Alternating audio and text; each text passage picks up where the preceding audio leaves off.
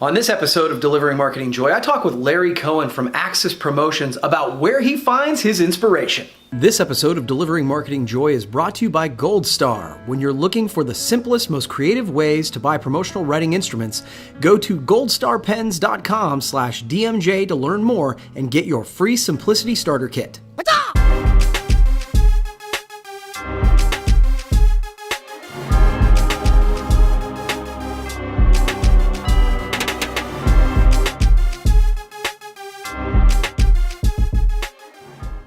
Hey there, and welcome to another edition of Delivering Marketing Joy. I am your host, Kirby Hasseman, and joining me today is a repeat guest, a cerebral guest, if you will. He's the president of Axis Promotions, Larry Cohen. Larry, thanks for joining me again. I appreciate it. Kirby, it's my pleasure, and it's the first time anyone's called me cerebral in a really long time. So we're getting off to a good start already. I love it. Absolutely. So speaking of cerebral, got a chance to see you speak at SKUCon this year at just outside of the PPAI Expo. You talked about where you find inspiration to sort of make your promo, the promo that comes from Axis, more powerful. Can you talk a little bit about that? Because I thought it was super interesting, and maybe how you find those sources of inspiration. Well, first of all, it comes from our philosophy, which is, I love this industry, but it's also about looking to be different and to separate ourselves out from our competition and really deliver the best value to our clients. Mm-hmm. And so this is going to sound sort of trite, and I'm not punting the question, but we really find it everywhere. So, we're really active on Pinterest, and not only do we follow people on Pinterest that have interesting stuff, and it's so easy to search on that and find someone who's talking about tech, and then you can follow them, and you can constantly see what they're doing, and then we'll put that on our Pinterest board, and we've got clients that follow that. Urban Outfitters, there's a online site called Uncommon Goods, a place called Grommet, Thrillist, Wired magazine, the catalogs, J. Crew. I like the way J. Crew does their layouts, and sometimes that inspires sometimes how we do things in social media. I literally will just take magazines and I will just tear pictures out of things that I like and that I see. And we have a bunch of people who do it in the office, and people share ideas. But I like to think that every website you go to, you can find inspiration there, and I'm not saying you should be, stealing what they're doing, but if you're inspired by a tagline you see that's on a milk carton, how can you take that fun tagline and apply it to something else? And I think that's, if your brain works that way, it's a great way to really try to separate yourself out from other people. No, again, this was one of the, and you had a great presentation, but that was one of the pieces that I was like, I find myself, and I think some of the best people in our industry do this sort of naturally. And so as we guide, or as you see people moving in that direction, inspiring them to look in that way, I think elevates the whole industry to make it more powerful. So I think that's great.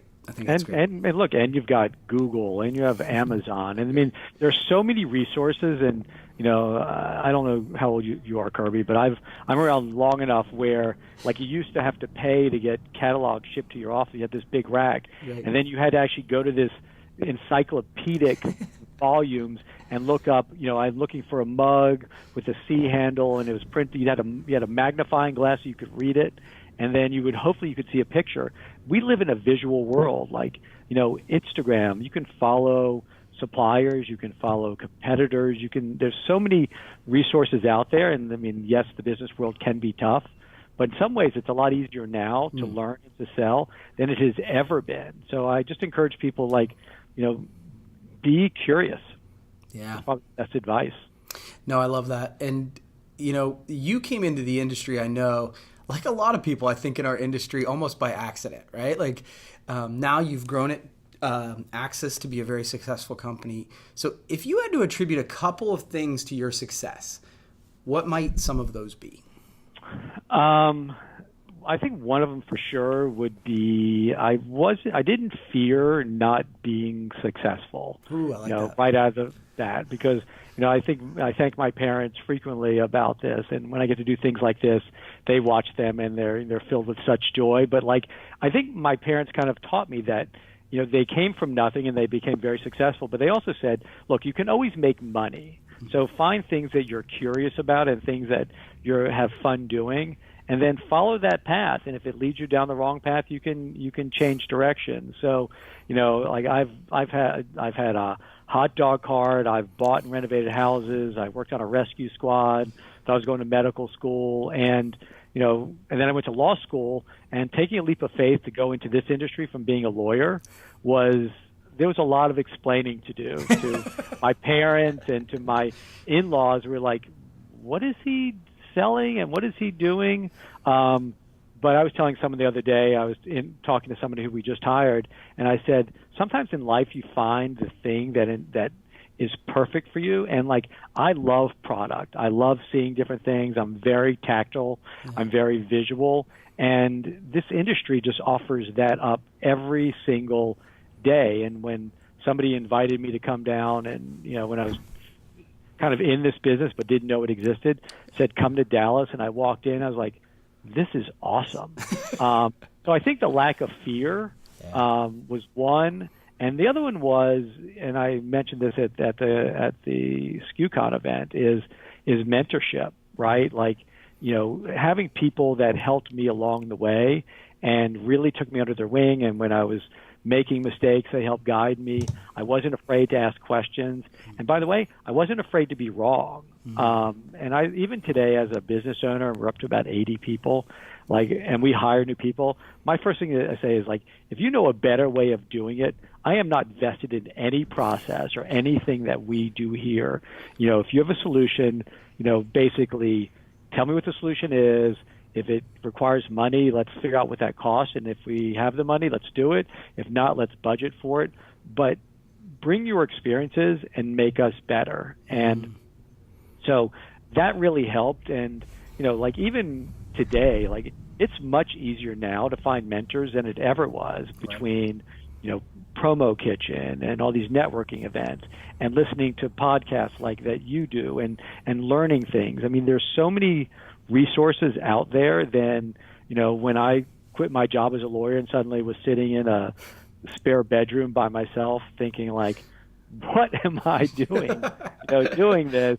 And, and again, my wife was supportive and we didn't have kids. And so it was a great time, but it was really, those things that I think helped really make us, successful. And I think also we really pushed hard to not be just like everybody else. And it wasn't about just selling this item or that item. And, we really started talking about marketing things and themes and target audiences and demographics and colors.